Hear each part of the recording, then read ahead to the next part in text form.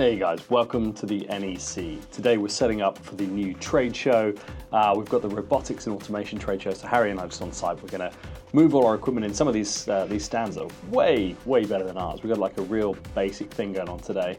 This is the UV machine that we got rolling in now, and then we're just going to put the stands together once this guy gets out of the way.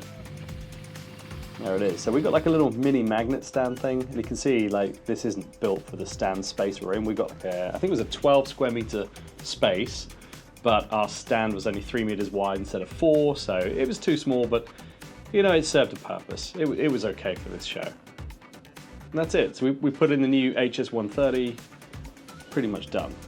So now we're just going to head up to Forestry England. We're going to be banging in a couple of thermo lines down on this one, so we'll just get the lorry in place. We've got to tidy up a bit of grinding, and then we're going to, I mean, really, we should have been using the pram. Would have been much quicker, but you can see we're literally just going to hand mold all of this back in again, get everything laid out nice and straight. This is actually on a curve, so it's a real pain to do, actually. But yeah, you know, this is with a hand mold. Yeah, it does okay, but it would have been better with the pram.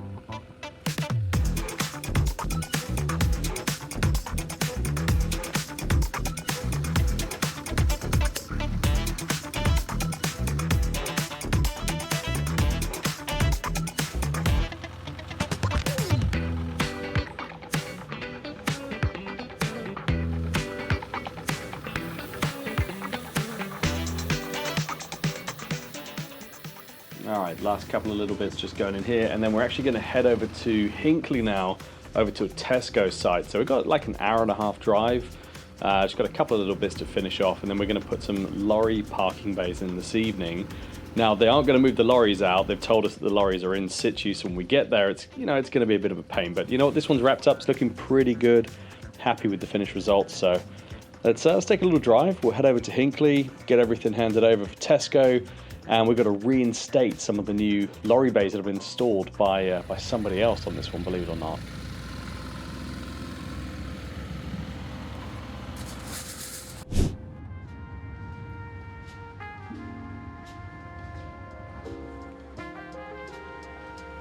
Now, before we can get any of the lines down, first thing we're going to do is obviously dry the ground first. Then, because we're installing on a concrete surface, we're actually going to put a primer down as well. So we're going to heat the ground up first, get the little flamethrower thing on it. Then we're going to put the primer down, string it all out, get the straight edges down. You can see it is super tight in between the lorries. You know, they wouldn't move the trailers for us at all. So quite lucky that we've actually got the thermo on this. Although, you know, it's never my my favorite product to use. You know, I always want to go for like an MMA or something like that on concrete, but actually, given that the lorries weren't able to move, or the trailers at least, this one's worked nicely. You could use an MMA as well, but you know, we've got thermo with us.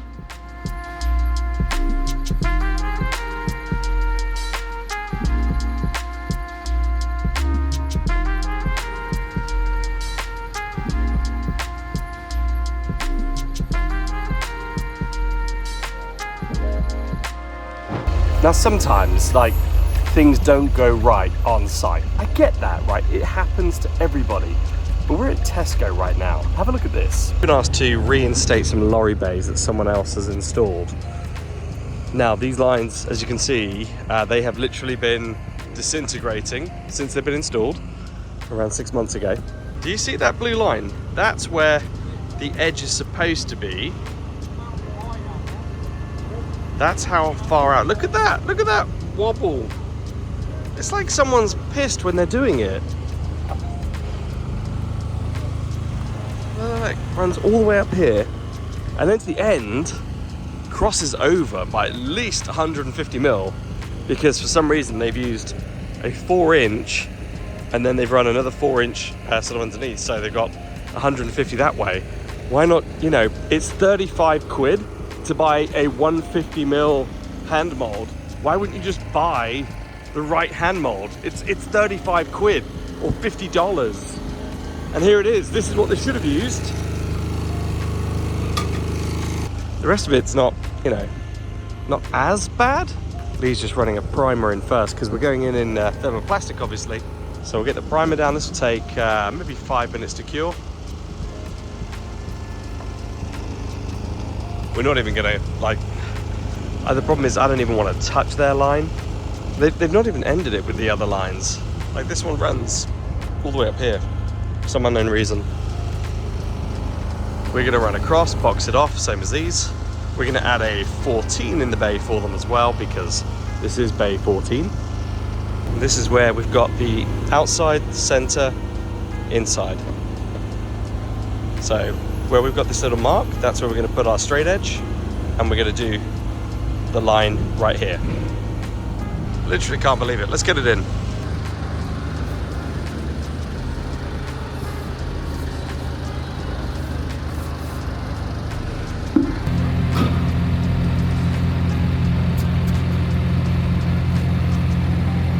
Alright, so we're back at the very first day of the Robotics and Automation show, and yes, we have the most underwhelming stand, but you know what, it's okay for what it is.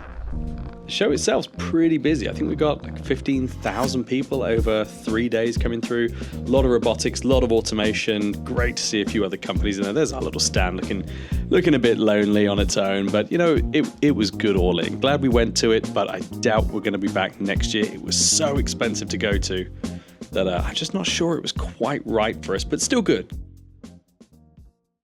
All right, so it's the end of the week. Like I say, the trade show, it was okay. It wasn't amazing. I mean, you never know what to expect with these things, but ultimately we put 10 grand in for 2 days and it was okay. I think we got all in 16 leads, which by comparison, if I were to put money into Google advertising, sorry, it's a little bit dark in here actually.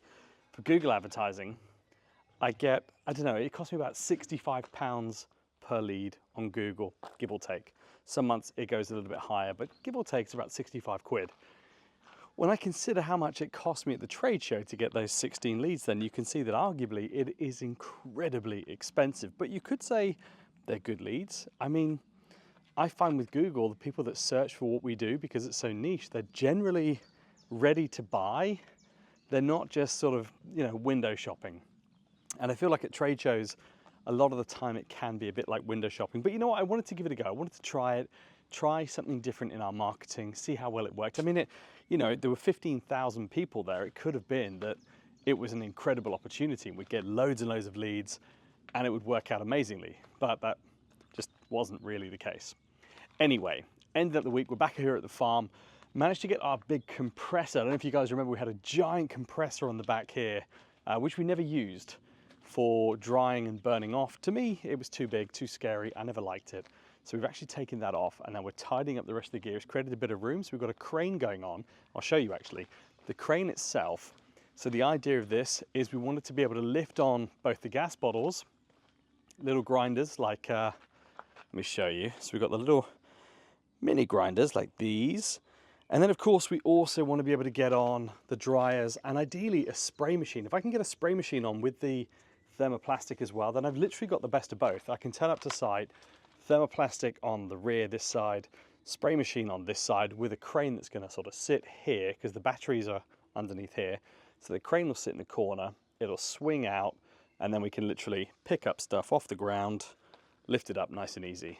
At least that's the plan anyway. So the lorry goes in about 2 weeks' time to have that fitted.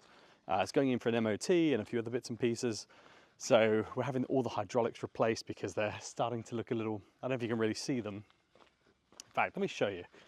I mean, we've got loads of new stuff on here, so it's a bit messy, but if I turn this around, the hydraulics are just up there. You see the cables? Well, they're a little bit brittle and frayed. And so what I really want to do is have them taken off and replaced with brand new cables, or hoses, should I say, because let's face it, they're not cables. Brand new hoses fitted for our hydraulics, and then it should be good to run. We've also, I'm just fitting on brand new laser systems. Let me show you these.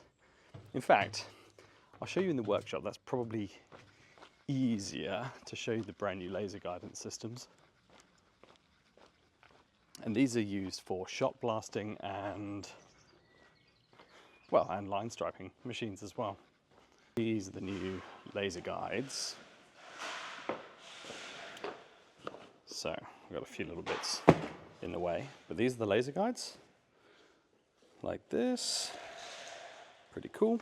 And then we've got the new battery pack system just inside here as well, which is just literally just a 12 volt Duracell battery, which the laser plugs straight into, and it's good to go. Well, anyway, look, that's pretty much it for this week, so I will see you all in the next one.